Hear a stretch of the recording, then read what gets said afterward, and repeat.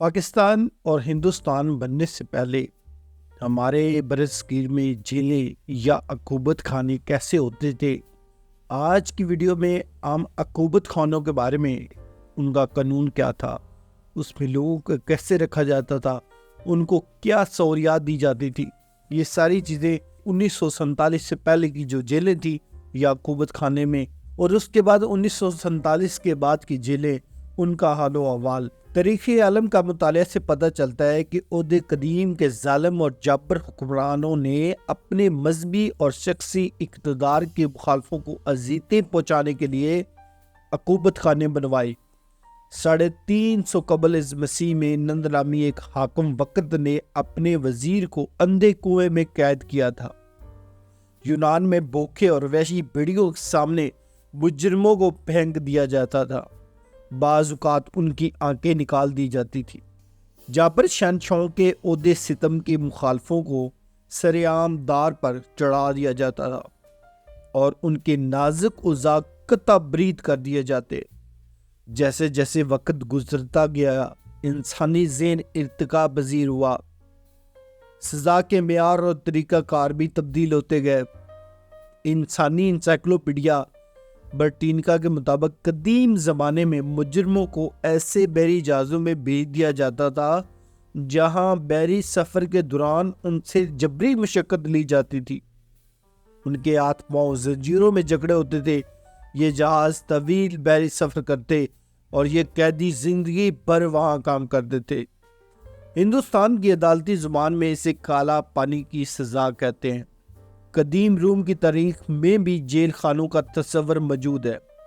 وہاں مجرموں کو بے رحمانہ انداز میں حبس خانوں میں رکھا جاتا تھا، اور شہنشاہوں اور ان کے امراء جاگیرداروں نے بھی شخصی طور پر جیل خانے تعمیر کرا رکھے تھے جن میں وہ اپنے مخالفوں، دشمنوں اور نقطہ نظر سے اختلاف کرنے والوں کو زبردستی قید رکھتے تھے۔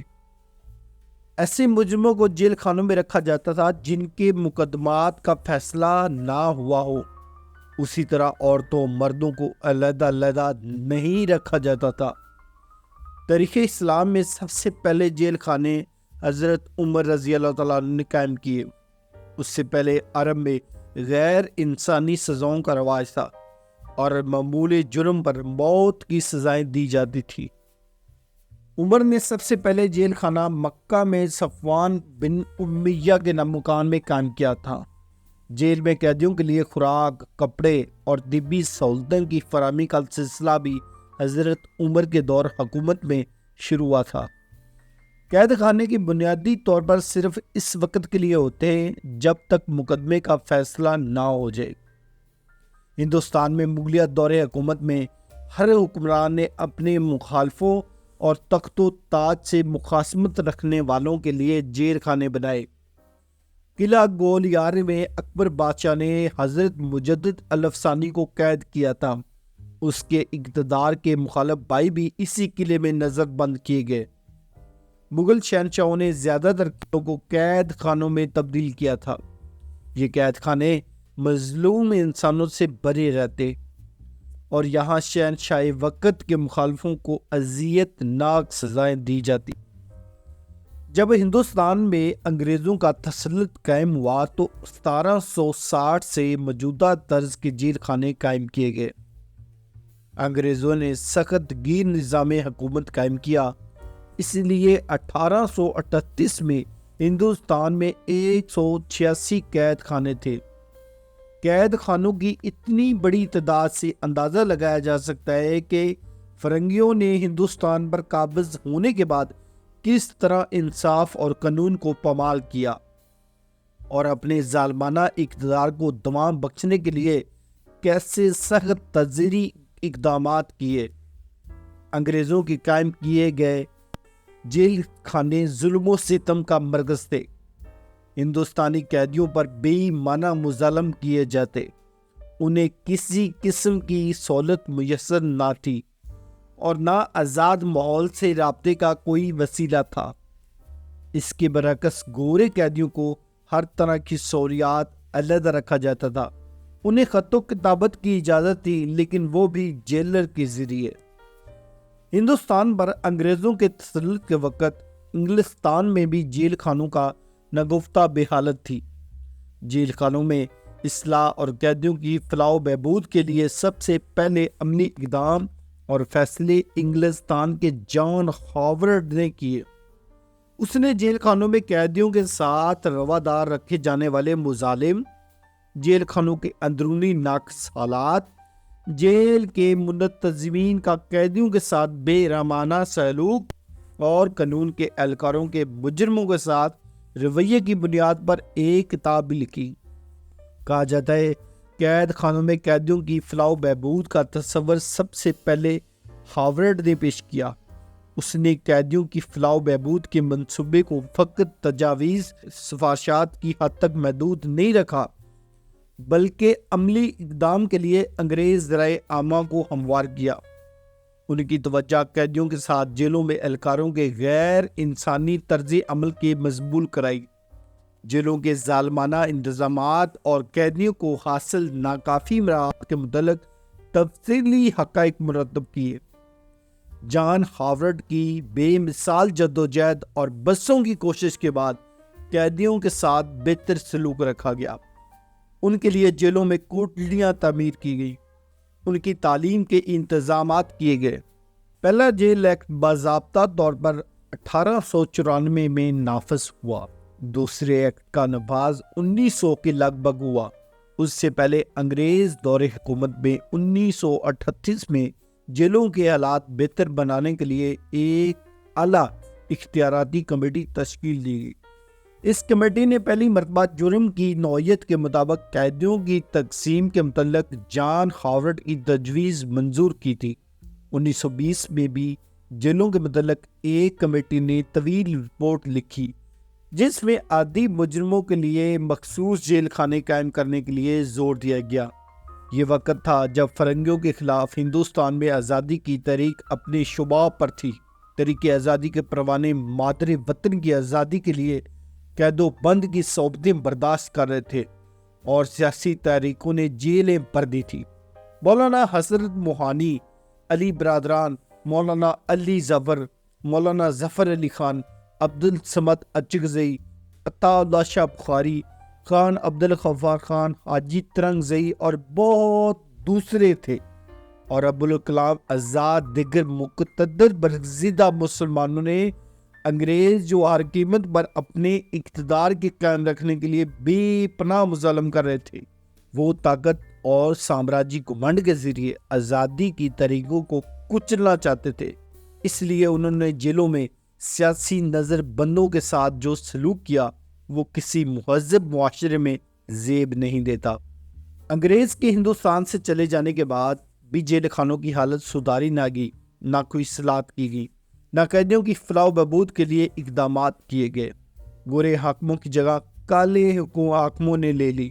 پہلے انگریز جیل خانوں میں مظالم کرتے تھے، ان کے جانے کے بعد بھی انداز حکمرانی تیور وہی رہے۔ پاکستان کے قیام کے بعد ہر شعبہ زندگی میں اصلاحات کی گئی، انتظامات کو بہتر بنایا گیا، لیکن جیل خانوں کی طرف کسی نے توجہ نہیں دی۔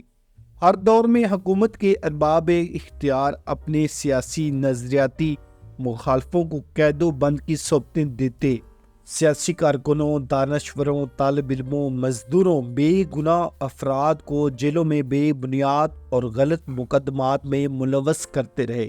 پاکستان میں سیاسی حکومتیں بھی قائم ہوئی اور ایسے سیاستدان بھی برسر اقتدار آئے جنہوں نے اپنے سے قبل کے حکمران کے مظالم کو برداشت کیا تھا اور جیلوں کی کال کوٹڑیوں میں طویل عرصہ گزارا تھا، لیکن برسر اقتدار آنے کے بعد کسی کو یہ توفیق نہیں ہوئی کہ قرون وسطیٰ کے طرز پر قائم ہونے والی جیلوں کے نظم و نسق میں تبدیلیاں کرے اور قیدیوں کی فلاح و بہبود اور معاشرے پر عائد ان کی ذمہ داریوں سے عہدہ برآ ہو سکیں۔ یہ حال وردی والوں کا ہوا۔ اسکندر مرزا، ایوب خان، ضیاء الحق سے لے کر پرویز مشرف وہ اقتدار پر قابض ہوتے رہے اور مخالفین کو جیل یاترا کرواتے رہے۔ فرنگیوں کے عہدے استعمار کا سورج غروب ہوتے ہوئے مدت گزر چکی ہے، لیکن اس وحشیانہ عہد کے قوانین و ضابطے بدستور نافذ ہیں۔ اسلام میں انسانوں کے ساتھ انصاف کی حیثیت کو اولیت دی گئی ہے اور انصاف ناقابل تقسیم ہے۔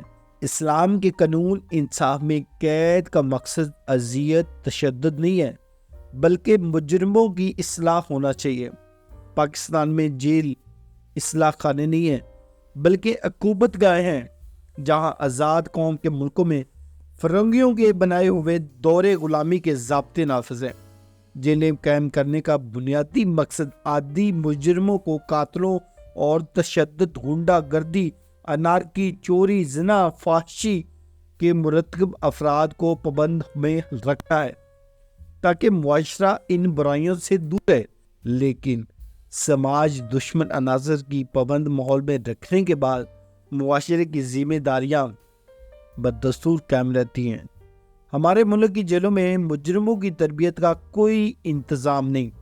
قانونی طور پر کسی ایسی قیدی سے مشقت نہیں لی جا سکتی جس کا مقدمہ زیر سماعت ہو، لیکن اس قانون کی بھی دھجیاں اڑائی جاتی ہیں۔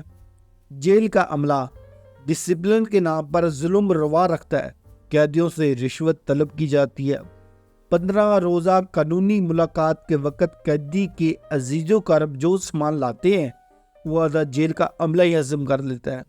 جیلوں کا اندرونی انتظام انتہائی ناقص ہے، رشوت ستانی عروج پر ہے، طبی سہولتیں قطعی مفقود ہیں اور ضروری طبی سہولتیں بارسوخ اور دولت مند قیدیوں کو دی جاتی ہیں۔ جنہوں میں دریا، کمبل، قلین، کھلونے، کپڑا وغیرہ بنانے کے کارخانے ہیں جہاں قیدی کام کرتے ہیں، لیکن ان کارخانوں کے منافع میں قیدیوں کو کوئی حصہ نہیں ہوتا، جبکہ حضرت عمر بن عبدالعزیز رضی اللہ تعالیٰ پہلے خلیفہ ہیں جنہوں نے نہ صرف قیدیوں کی تنخواہیں مقرر کی بلکہ انہیں خوراک کی بھی سہولت مہیا کی۔ ہائی کورٹ کے سابقہ جسٹس کا پاکستانی جیلوں کے بارے میں نقطہ نظر انتہائی اہمیت کا حامل ہے، اور فاضل جج نے بابرس کرسی انصاف پر بیٹھ کر جیل میں قیدیوں کے ساتھ بے رحمانہ واقعات کو سنا اور دیکھا ہوگا۔ اس طرح جیلوں میں خوراک کا انتظام انتہائی ناقص ہے۔ عام طور پر جیلوں میں کھانا ٹھیکیدار سپلائی کرتے ہیں، لیکن یہ کھانا حیوان بھی نہیں کھاتے۔ قانونی طور پر جیل میں قیدیوں کو صبح کے کھانے میں آدھی روٹی دی جاتی ہے۔ بعض مقامات پر چنے اور گڑ ہی ملتا ہے۔ گوشت ہفتے میں ایک بار ہوتا ہے، اس کا شوربہ ذائقہ اور ظاہری طور پر ڈیزل سے مشابہت رکھتا ہے۔ جب ایک جیل میں یہ پوچھا گیا کہ گوشت اس قدر ناقص کیوں ہے تو جواب ملا، بازار میں گوشت کے نرخ بڑھ گئے ہیں، مگر ہمارا ریٹ جس پر ٹھیکیدار سپلائی کرتے ہیں وہ اس سے بھی آتا ہے۔ یہ تو چھوٹے گوشت کی بات ہے، جبکہ عام طور پر جیلوں میں بڑا گوشت دیا جاتا ہے۔ جیل کے اہلکار قیدیوں میں بھی تفریق رکھتے ہیں اور اپنے چہیتے قیدیوں کو ہر طرح کی مراد سے نوازتے ہیں۔ یہ مراد یافتہ قیدی جیل کے عملہ واروں کو قیدیوں سے جبری طور پر رشوت لے کر دیتے ہیں۔ بعض جیلوں اورینٹل کالج موجود ہیں، لیکن قیدیوں کی تعلیم و تربیت کے لیے نصابی کتابیں نہیں ہیں۔ اکثر جیلوں میں قیدی گنجائش سے زیادہ ہیں۔ قیدیوں کی بیرکس ٹوٹ پھوٹ چکی ہیں۔ سردیوں میں سرد ہوائیں، گرمیوں میں شدید حدت سے محفوظ رکھنے ہوئے جیلوں میں تدابیر اختیار نہیں کی گئی۔ جیلوں میں اہم مسئلہ جنس کا بھی ہے۔ جنسی خواہشات کا تعلق انسانی نفسیات سے ہے۔ انسانی وجود میں جنس کی قوت فطرتی نوعیت کی ہے۔ جیلوں میں غیر فطرتی فعل عام ہے۔ بالفرض کسی مجرم جس کو 10 سال کی سزائے قید ہو جاتی ہے، اس طویل عرصے میں مجرم کا باہر کی دنیا سے کوئی تعلق نہیں ہوتا، اس لیے وہ عموماً غیر فطری افعال کی طرف رجوع ہو جاتا ہے۔ حضرت عمر رضی اللہ تعالیٰ عنہ کے زمانے میں فوجیوں کو 4 ماہ کے بعد گھر جانے کی اجازت تھی۔ عام طور پر فوج میں بھی یہی طریقہ کار اختیار ہوتے ہیں۔ جیلوں میں غیر فطری افعال کی مرتکب قیدیوں کو وحشیانہ سزائیں دی جاتی ہیں، لیکن ان افعال کی مرغات پر غور نہیں کیا جاتا۔ اگر قیدیوں کو ہر ماہ تنہائی میں اپنے گھر والوں سے ملنے کی اجازت دی جائے تو اس طرح اس قسم کے غیر اخلاقی واقعات سے نپٹا جا سکتا ہے۔ کسی قیدی کی بیوی کو بھی گناہ سے باز رکھا جا سکتا ہے۔ تعزیری اقدامات اس انسانی سرشت کو تبدیل نہیں کر سکتے۔ جہاں تک سیاسی نوعیت کی جرائم میں ملوث قیدیوں کا تعلق ہے، ان پر بھی جیلوں میں سختیاں اب ڈکی چھپی نہیں رہی۔ سیاسی قیدیوں کو مجرموں کے ساتھ رکھا جاتا ہے۔ بلا شبہ A کلاس B کلاس کے قیدیوں کی مراعات حاصل ہوتی ہیں، لیکن زیادہ تر سیاسی قیدیوں کو C کلاس میں رکھا جاتا ہے۔ انہیں بھی عام قیدیوں کی طرح سہولتیں مہیا کی جاتی ہیں اور بعض مرتبہ مشقت بھی لی جاتی ہے۔ ہم ہر انداز میں یورپ کی نقالی کے قائل ہیں اور یورپ کے تقلید ہمارا مطمئن نظر بن چکی ہے۔ یورپ کی جیلوں میں قیدیوں کا معیار زندگی ہماری سوسائٹی کی اعلیٰ ترین معیار کی مساوی ہے۔ وہاں قیدیوں کی فلاح و بہبود کے لیے رضاکار ادارے کام کر رہے ہیں اور قیدیوں کے حالات ہمارے ملک کے آزاد ماحول میں رہنے والے شہریوں سے کہیں بہتر ہیں۔ ہماری جیلوں میں نہ ٹیلی ویژن ہے، نہ کھیل کود کے انتظام ہے۔ پیشہ ور مجرم اور جرائم میں ملوث نئے افراد بھی ساتھ ساتھ ہیں، جس سے جرم و سزا میں اضافہ ہونا۔ Justice A.R. کیانی نے ہمارے قانونی نظام کے متعلق کہا تھا کہ ہمارا قانون بے گناہ کو بھی مجرم بنا دیتا ہے۔ کسی حد تک یہ بات بھی درست ہے۔ ہمارا قانونی نظام ابھی تک انصاف کے اعلیٰ و رفع اصولوں کے مطابق نہیں، عدلیہ اور انتظامیہ علیحدہ علیحدہ ہے۔ عدالتی اختیارات میں انتظامی مداخلت کے واقعات روز بروز بڑھ رہے ہیں۔ انگریزی فلموں اور ڈائجسٹوں میں جرائم کی کہانیوں نے ہماری ملکی ماحول کو بڑا گندا کر دیا ہے۔ چوری، ڈکیٹی، سرقہ، بالجبر لوٹ مار، دہشت، مار پیٹ اور رشوت اپنے عروج پر ہے۔ ان تمام عوامل کے زیر اثر مجرموں کی تعداد بڑھتی جا رہی ہے اور جرائم میں اضافہ ہو رہا ہے۔ عدالتیں کم ہیں اور مجرم زیادہ، اس لیے مقدمات فیصلے کئی برسوں میں ہوتے ہیں۔ قانونی نظام کی پیچیدگیوں سے جیل میں مقید قیدیوں کی حالت پر گہرا اثر پڑتا ہے۔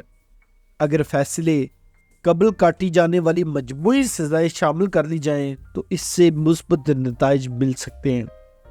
قانونی نظام کی پیچیدگیوں سے جیل میں قیدیوں کی حالت پر گہرا اثر پڑتا ہے۔ اگر فیصلے سے قبل کاٹی جانے والی مجموعی سزائیں شامل کر لی جائیں تو اس سے مثبت نتائج مل سکتے ہیں۔ پاکستان میں بار ایسوسی ایشنز، سماجی بہبود کے ادارے، قانون کے طالب علم قیدیوں کی حالات بہتر بنانے اور مل کر اگر اجتماعی کوشش کریں تو اس طرح سماج میں قیدیوں کے بہتر مستقبل کے امکانات پیدا ہو سکتے ہیں۔ جیلوں میں حکومت کے مخالفوں کے ساتھ جیل کے اہلکاروں کے ناروا سلوک کو بھی روکنا ایک قومی فریضہ ہے۔ ایمنسٹی انٹرنیشنل نے 1976 میں ترکی اور ہالینڈ کی ایک وکیل کو پاکستان بھیجا تھا۔ یہ رپورٹ 31 مارچ 1977 کو حکومت کو پیش کی گئی۔ 100 صفحات پر مشتمل اس رپورٹ میں سیاسی قیدیوں کے ساتھ غیر انسانی سلوک کی تفصیلات بیان کی گئی تھی۔ رپورٹ کے مطابق پاکستان میں مجموعی طور پر 1285 سیاسی قیدی تھے۔ فقط سندھ میں DPR کے تحت 1006 قیدی 1974 میں نظربند تھے۔ رپورٹ کے صفحہ نمبر 9 کے مطابق سیاسی قیدیوں کے ساتھ تشدد، جسمانی عذاب پر بجلی کے جھٹکے، قیدیوں کو چھت سے لٹکانا، پخانے کی جگہ پر منچے بھرنا، قتل کی دھمکیاں دینا، دوسرے صوبوں میں بھجوا کر قتل کروا دینے پر بزرگ سیاسی رہنماؤں کے ساتھ جبرن، فحشہ عورتوں کے ساتھ ننگی کھڑی کر کے بلیو فلمیں بنانا، قیدیوں سے یہ کہنا کہ ان کے گھرانے کو قتل کر دیا جائے گا، کبھی ان سے یہ کہنا کہ تمہارے گھرانے میں سے فلاں آدمی کو قتل کر دیا گیا ہے، جیسے واقعات پاکستان میں عام ہیں اور ظلم بڑھ گیا ہے۔ پولیس قیدیوں کو جسمانی اذیت اور ذہنی اذیت پہنچا کر اقبال جرم کرواتی ہے، جو قیدیوں کے ساتھ غیر انسانی حقوق کے منافی ہے۔ ہونا تو یہ چاہیے تھا کہ اس رپورٹ کی سفارشات میں عمل درآمد کیا جاتا، لیکن ہوا یوں کہ پاکستان میں اس وقت کی حکومت نے ایمنسٹی انٹرنیشنل پر پابندی عائد کر دی۔ پاکستان میں ہی نہیں، جنوبی مشرقی ایشیا کے زیادہ تر ملکوں میں جیلیں نازی کیمپوں میں تبدیلی کر دی گئی۔ دنیا کے عظیم جمہوریہ کا دعویٰ دار ہندوستان بھی اس سے مستثنا نہیں۔ 17 مارچ 1974 کے کلکتہ کے اخبار آنند بازار پتریکا میں مغربی بنگال کے وزیر داخلہ کے ایک بیان کے مطابق 17,787 قیدی نکسل بڑی تحریک کے رکن ہونے کی وجہ سے نظر بند ہیں۔ کلکتہ پریزیڈنسی جیل جدید نوعیت کی جیل کہلاتی ہے۔ کلکتہ کے ہفت روزہ اخبار فرنٹیئر کے مطابق اس جیل میں 200 قیدیوں کے لیے ایک نل ہے۔ کلکتہ جیل میں عام طور پر 200 قیدی رکھے جا سکتے ہیں، لیکن 1971 میں اس جیل میں 4,500 قیدیوں کو جانوروں کی طرح رہنے پر مجبور کیا گیا۔ کلکتہ جیل میں مشہور نکسل باڑی رہنما اشوک شیپڑ جی کی 2 سال تک تنگ تاریخ کوٹڑی میں زنجیروں سے باندھ کر نظر بند رکھا گیا۔ برطانیہ کی ایک انگریز اسکول کی ٹیچر مس ٹیلر کو 1970 میں گرفتار کیا گیا اور بغیر مقدمے چلائے 5 سال تک صوبہ بہار کی جیل میں انتہائی ذلت کے ساتھ رکھا گیا۔ بعد میں عالمی احتجاج پر 1975 میں اسے رہا کیا گیا۔ ہندوستان میں سیاسی قیدیوں پر مظالم کے متعلق ایمنسٹی انٹرنیشنل کی رپورٹ شبل رائے کا تذکرہ کیا گیا ہے، جو قید کی حالت میں ناقص خوراک، نامناسب ماحول، گندگی، غلاظت کی وجہ سے ٹی بی کے مرض کا شکار ہو گیا تھا۔ اسے علاج کے لیے ہسپتال بھیجا گیا اور بعد میں بیڑیاں پہنا کر کوٹڑی میں نظریں بند کر دیا گیا۔ جیلوں میں قیدیوں طرز معاشرت، صحت، تعلیم، کپڑے، بستر، رہائشی طبی سہولتیں، سزا کے معیار، قواعد ضوابط، لائبریری، اسکول، قیدیوں کی منتقلی کے وقت گھر والوں کو اطلاع کہ جیل کے عملے کی تربیت معیار کے متعلق بین الاقوامی طور پر بھی اقوام متحدہ نے قوانین مرتب کیے اور جیلوں کے متعلق اجلاس کے بعد متفقہ طور پر منظور کیے گئے۔ اس اجلاس میں 25 ملکوں کے نمائندوں اور سماجی اداروں کے 55 اداروں کے ماہرین نے شرکت کی۔ اقوام متحدہ کے ان قوانین میں تفصیل سے قیدیوں کے مسائل کے لیے اقدامات تجویز کیے گئے تھے۔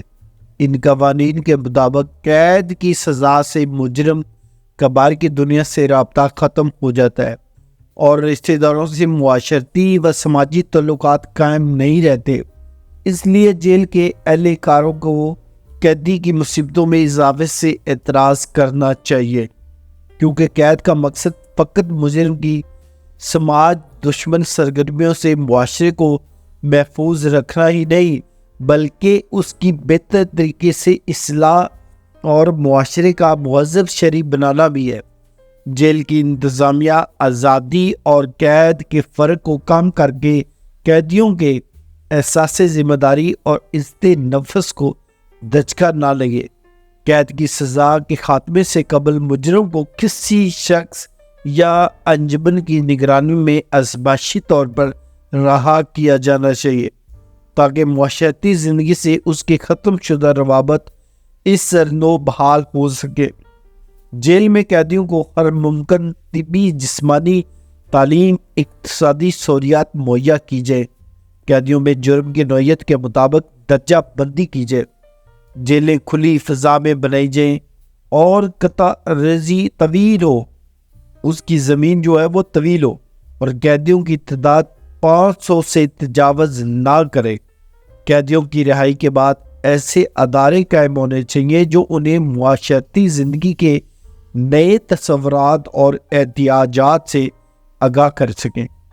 قیدیوں کی اخلاقی، ذہنی، فکری، سماجی حیثیت کو متعین کیا جائے اور ان کی عزت نفس کی بحالی کے لیے جرائم سے نفرت کرنے والے عوامل کو سامنے لایا جائے۔